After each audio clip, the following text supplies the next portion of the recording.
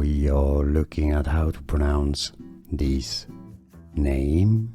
We'll be looking at how to say more confusing vocabulary, including from cosmetics and food vocabulary too. Stay tuned. There are two different ways of pronouncing it.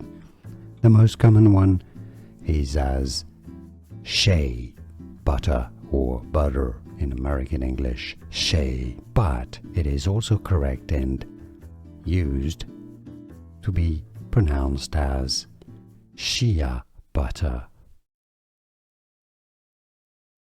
We are looking at how to pronounce this name.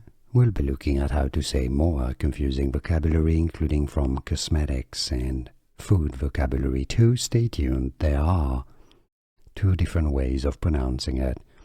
The most common one is as shea butter or butter in American English, shea, but it is also correct and used to be pronounced as shea butter.